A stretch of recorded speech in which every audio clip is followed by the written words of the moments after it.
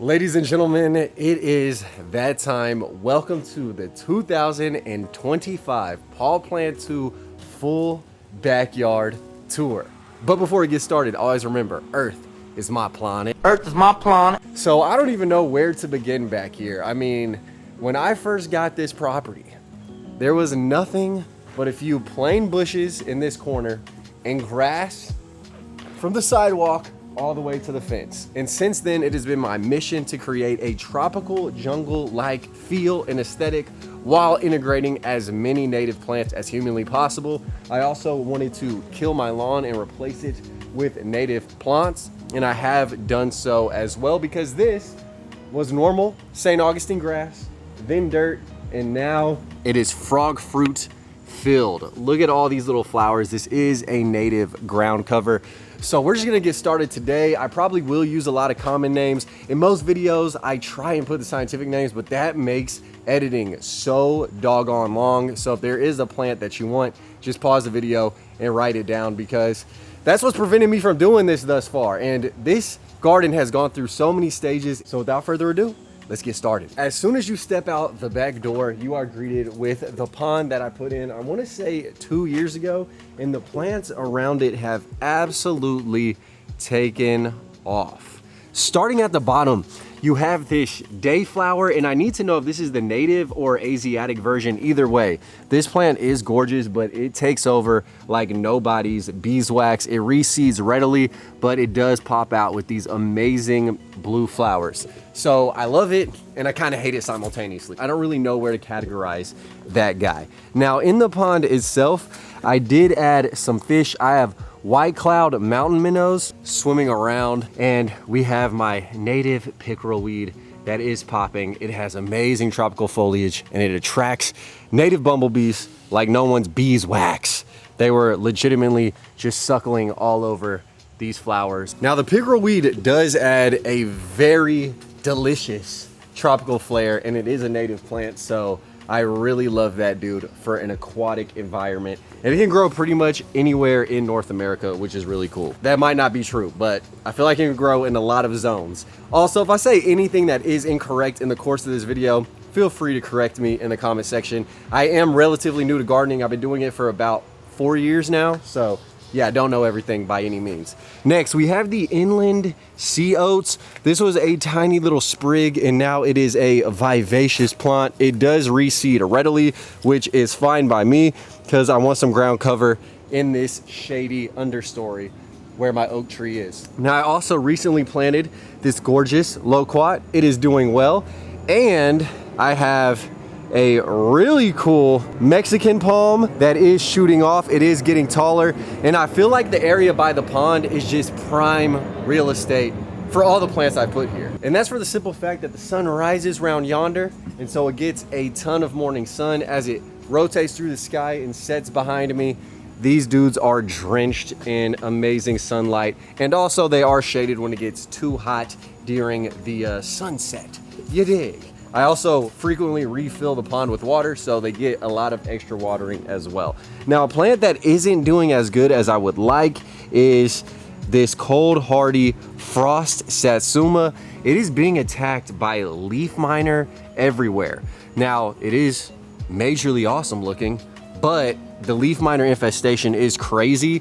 I've seen people just leave it. I've seen people take off the leaves and treat it. I honestly have no clue what to do with this. I kind of want to leave it, and then if the leaves get large enough, then they won't be attacked, such as these. But I don't know, man. This is pretty doggone brutal, if I say so myself. Down below, I did add an ice cream banana pup, so this will be getting large and creating a really cool tropical island environment around the pond. And I say island because there is nothing in this little section. I mean, as y'all saw, there's nothing in the backyard, period. I have some potted plants, plumarias, that are show-stopping. I recently threw in this abutilon, I think is what it's called, like a Biltmore ball gown abutilon. This is probably gonna be in an upcoming video, but the flower is so gorgeous. This is from China. Not native, but it is very aesthetically pleasing and it's not invasive, so I will include some exotics when I can. Also, I frequently plant the tops of pineapples. Small pineapple is coming in. And then potted up, I have this Mexican petunia. I just don't want to put that in the environment because it can take over in this climate. So I try and keep it potted all the way up and down. We also have my star hibiscus. This is a native. It is not in flower right now, but there's a few that are going to pop soon. And I have some seed pods as well, but it kind of looks like weed. So that's just an added benefit. I did throw in some elephant ears, which are going to be a theme throughout the garden. And then we also have a gorgeous baby pawpaw tree, which is getting the perfect amount of shade in its infancy because they do like some light shading before they get big and mature, where they do prefer more sun. Got some baby Turk's cap growing in as well. And then to set off the edge, just some more elephant ear in the back of this little island area. Okay, so now we're gonna move on to the grassy knoll. No presidents were sniped here, but it's gorgeous and grassy. So this area is infused, as I mentioned, with the native frog fruit, and a ton of bees do like to visit the flowers.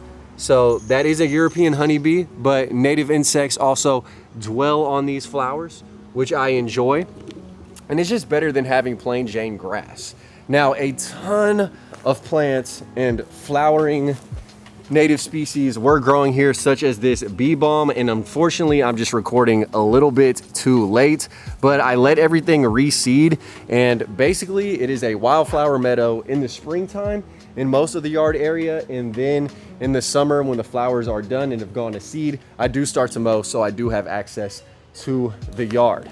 So basically, I taper the yard, I cut it very short along the bricks, and then I let it grow taller around the sidewalk right here. A lot of people come over and they think my yard looks crazy because it's just not mowed and they're not plant enthusiasts such as myself.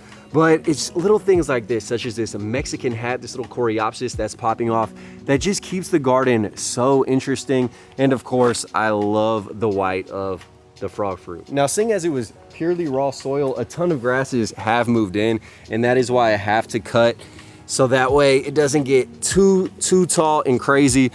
But there is an abundance of this deep rooted sedge, which is the majority of the grass that's growing in the yard. This is damn near impossible to remove. So instead of spending countless hours digging up each and every single one of these, their runners and their little energy storage systems under the ground, I just kind of let it do its thing. And y'all can see there is a ton of that deep-rooted sedge. There also are elephant ears popping up and more of the day flowers, which I do have to keep in check because if left unattended, they would start to creep into my luscious tropical garden beds. We don't want that. So now let's venture on into my native wildflower meadow. I made a video like a year ago showing y'all the entire process of creating a meadow. Now in the springtime, this section looked completely different. As of right now, we have rock rose, which is popping off. I also throw in some trees. We have this burgundy crepe myrtle with these really nice, similarly colored hot pink flowers. I also have an amazing citrus, which is taking off. And this dude seems like it is resistant to the leaf miner a bit more. I mean, you see the leaf miner is creeping in, but a lot of the leaves are relatively unaffected, which I like. I also have a native persimmon tree that did volunteer right here, and it is growing extremely well. And then some giant ice cream bananas behind me. Now, it has not been warm enough for them to produce yet, and I'm just patiently waiting for that day. There are 2 pups that are growing down below, so I'll probably move those and keep adding more bananas throughout the garden as time goes on. Now, as I mentioned, this area goes through stages and phases. As of right now, the flowers that are percolating, we have this native basket flower, which is just about done. I also have black-eyed Susans.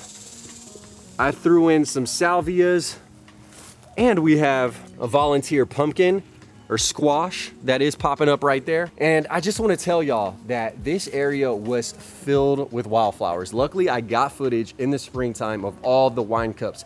My son was lost exploring in the wine cups, And that's what's cool about a garden with a bunch of native plants, is it goes through its stages, it goes through its phases, and then once the flowers are done popping off, you can cut them back and then enjoy something else, okay? There also was a bunch of bee balm, and I love just getting the seed heads and again, reinvigorating the garden with a seed bank. So here's some more of the Black Eye Susans popping off underneath the tropical and unstoppable vibe of the bananas. So I don't know if you guys are like me, but I thoroughly enjoy just throwing any seed from any fruit or veggie in this area and just letting things go and letting them grow. And that's how I got that really cool pumpkin plant that is taking off. Now coming around the corner, I have a bit of my food forest, an amazing peach tree. I also have a pomegranate that is popping.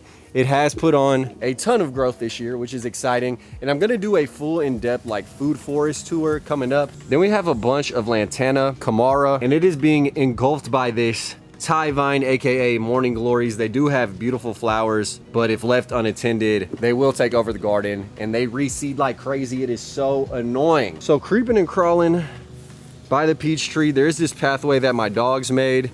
And behind everything, I have this gorgeous Pride of LSU fig. And this is performing extremely well, especially because it's right underneath the pine tree.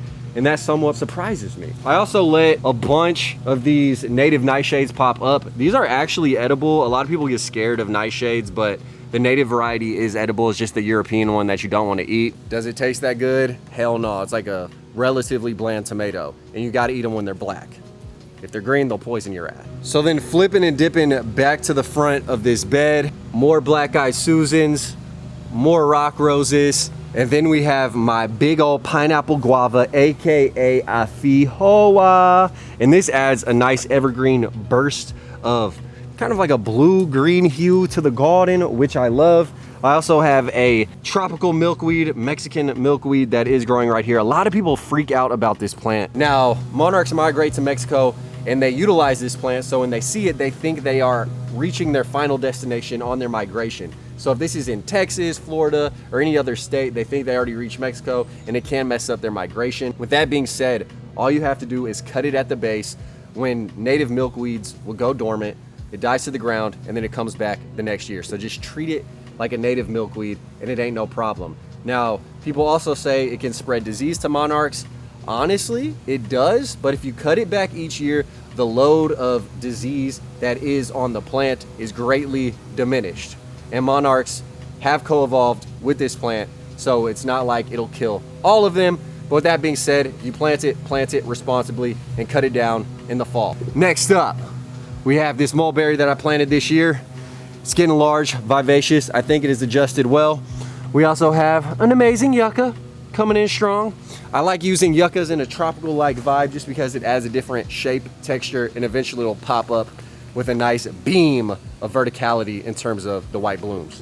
And now, ladies and gentlemen, we are moving on to the luscious tropical section of the garden that borders the fence.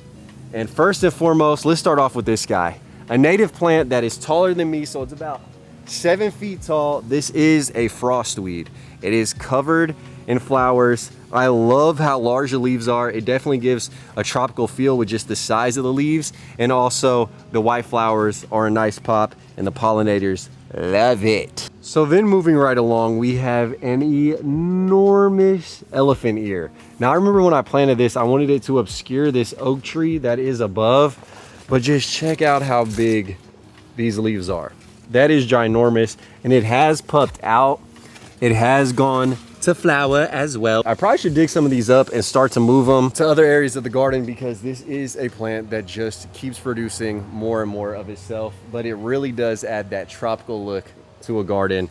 Elephant ears in Houston, it's a no-brainer. Then I planted another Fihoa, which is smaller, and I have one of my favorite vines in Houston that is native, and it is this cross vine. It has taken over this oak tree, been chopped back by the tree trimmers, and it just keeps climbing and climbing. The bell-shaped flowers are absolutely stunning.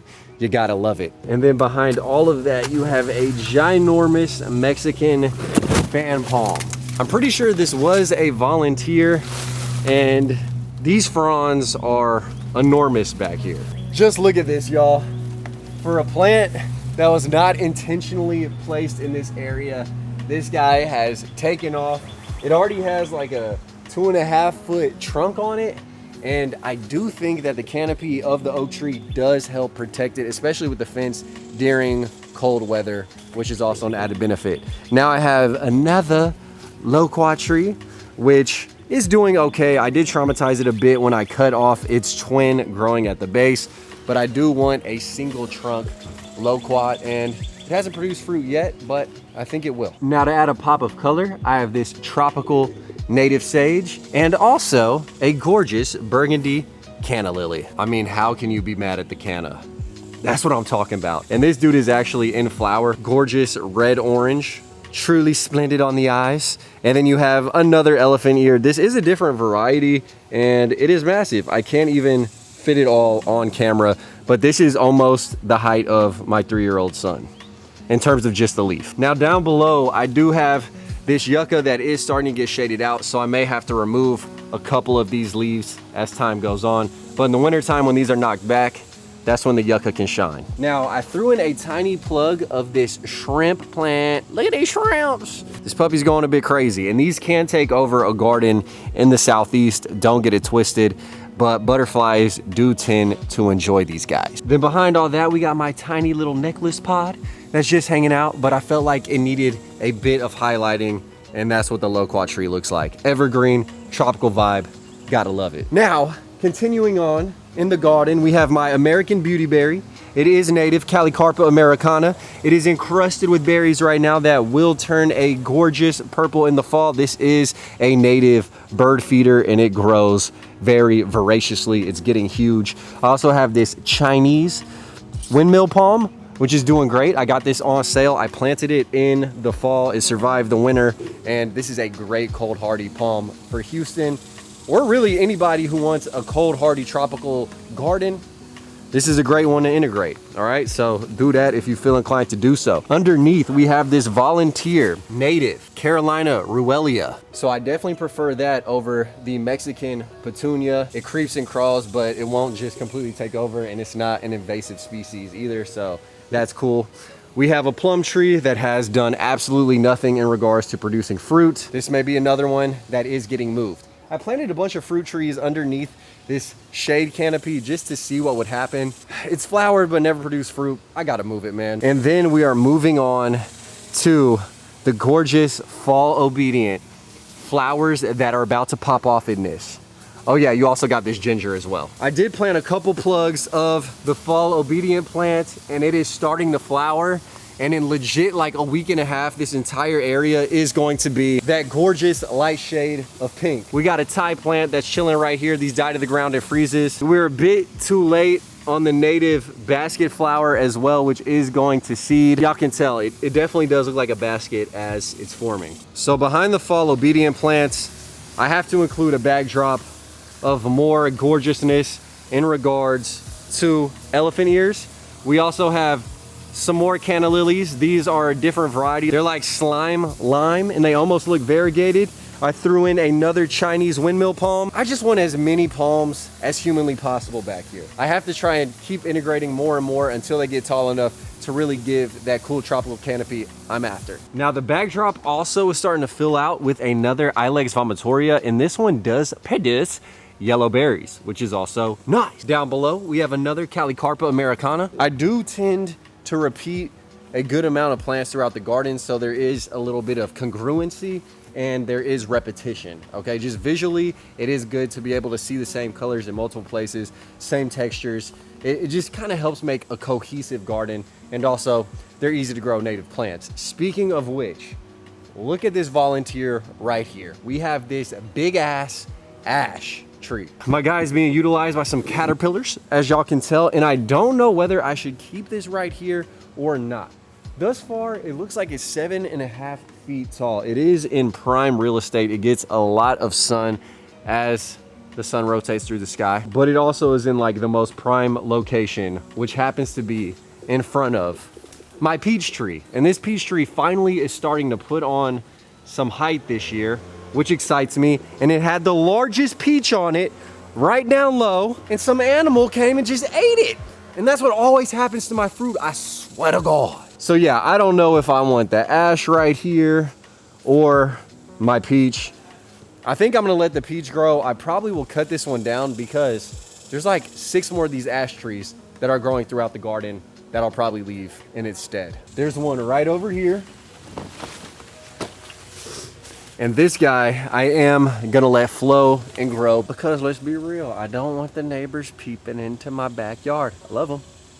I love you, Susan. I love you, Jim, but I don't need you peeping into my backyard. That ash tree is just acclimated to the environment. It wanted to grow there, it's growing there, and that's why you gotta love volunteers when they pop up and present themselves in the garden. Down below, we have this purple veined elephant ear. This does not get anywhere near as big as the others, at least not yet.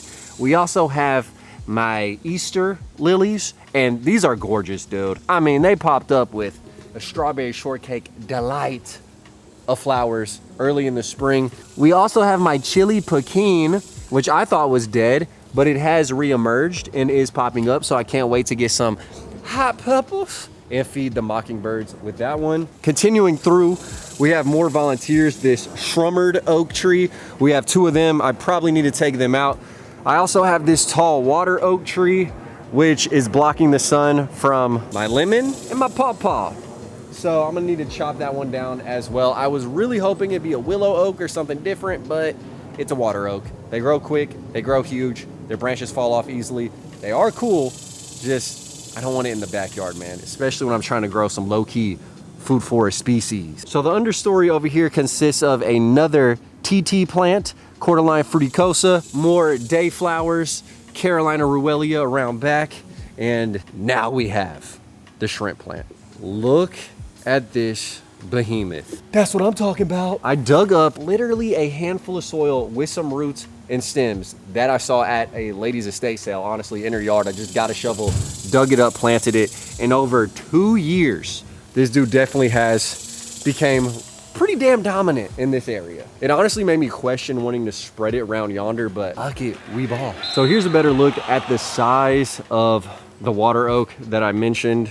Did volunteer herself. I'm gonna cut it down, let's be real. And behind it, as I told y'all, we have a Meyer lemon. This is done well throughout the freezes. It is pretty protected back here with all these other trees around. And then we have my pawpaw tree, which I am so excited about the size of. This is the only tropical fruit tree that is native to North America.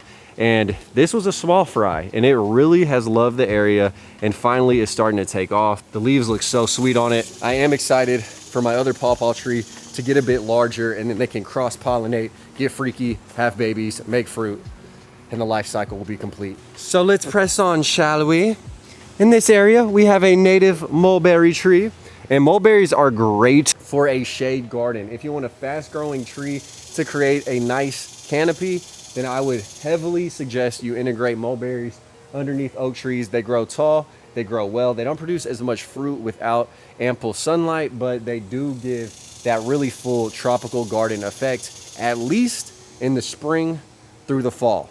In the wintertime, they do go dormant, so just be aware it's not gonna be that evergreen feel that you would find in the tropics themselves. I also have this weeping yucca that is loving this part shade environment. Now, as y'all mentioned in my last video, I did plant this ash magnolia, and I think you guys are right. There's something wrong with the soil composition because the leaves aren't as bright slime anymore, but they definitely are having a bit of mildew on them, dust, rust, whatever that is. It's not looking lovely. So I'll probably try and amend the soil a little bit. Thank you guys, as always, for the great suggestions. I really do appreciate y'all. Now, creeping and crawling throughout the sea of elephant ears, we have come across my gorgeous Galaxy Japanese iron plant, and these look really cool. You can't go wrong with a cast iron plant in the garden, and this variety definitely is more spectacular because it got speckles. So that's the par sun area, and now we're moving in to the deep shade of the garden. I do feel like this native mulberry is the Mason-Dixon line of the garden, because once you pass that, we are rolling into the deep shade understory of this probably 100-plus-year-old Quercus virginiana or live oak tree. And I did find another one of these gorgeous mulberries that was volunteering It was growing right next to my air conditioner. I dug it up, replanted it here, I think 2 years ago, and look how huge it is. The giant leaves do definitely remind me of a tropical environment, and that is what I love. Of course, I prefer it to be evergreen, but it is what it will be. Now, underneath the oak tree is my nursery. I have some avocados growing.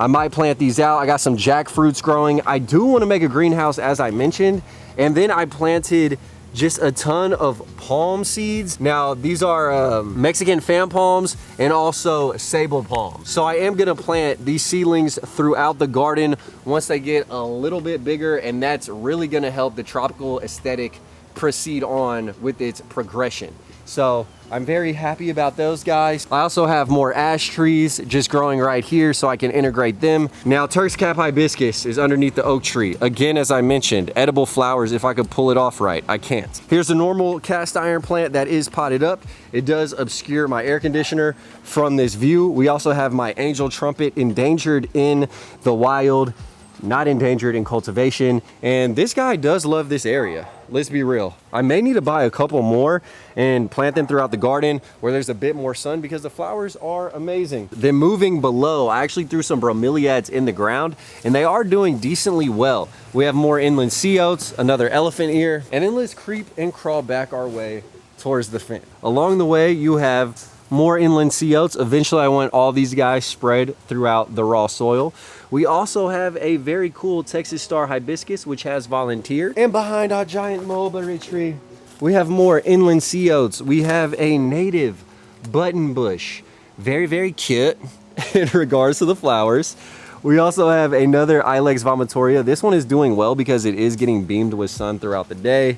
Another bam, sturdy elephant ear, and then either a cabbage palm, sable palmetto. We either have a sable minor or a Mexican palmetto. The reason I don't know is because I found this guy in a pot I bought at an estate sale. Holy smokes, y'all, I have talked a lot. I've been going for an hour and a half. I think I covered probably 90% of the plants that are growing in the backyard that I want to include. I do have a bunch of potted plants. I might as well show you guys that. But as I mentioned, a lot of plants do repeat themselves, but I am trying to acquire more cool subtropical species. So if you guys have any suggestions for a tropical garden that is cold hardy, because it is frozen every single year over here, let me know. I probably should delve more deep into the UK tropical gardeners channels, because I know they definitely will have some suggestions. But I am trying to keep things, let's say like 70% native, 30% exotic and erotic in the garden. Now, last and not least, I will show you guys my little patio area. And here it is. We have a bunch of potted plants and where my son can play. I did make a video putting all of that together, but I never dropped it. And now it looks a little bit more worse for the wear, so it is what it will be. This is just reality. But we have a big jackfruit tree, which is growing. It might not like all the sun it is getting right here. We also have a mango, which I grew from seed. This is just a grocery store mango. I probably should grow another, so when it flowers, it will be able to make sweet serendipitous love and be pollinated. But we got Jesus Christ crown thorns. That's not the name of that. We have some pineapples growing, some Sansevieria dwarf, bananas, more Sansevieria. I don't know, bro, just cool little tropical plants. But yes, if you guys did enjoy this garden tour, please smash a like button. Comment down below, plant suggestions. If I mis-ID'd anything, please feel free to correct me right now. It is your opportunity. And yeah, thank you guys for tuning in, dude. Again, this was nothing but just pure grass and weeds when I moved in, and I really do think it has came a long way. I didn't do one of these tours last year just for the fact that it takes so long to do, but ultimately I think this is what you guys want to see, is how it all comes together and grows. Now, is my gardening style your style? Probably not. I let things get a bit wild, a bit crazy. With that being said, always remember, Earth is my planet. Earth is my planet. And I will see you guys very, very soon. Thank you again for tuning in. 2025 backyard tour is complete. I'll be better next year about recording the wildflowers. I'm sorry. Forgive me. Peace. Killing these songs, leaving a bloody life I roost to. And I'm in it to win it, so I'm somebody that you should get used to.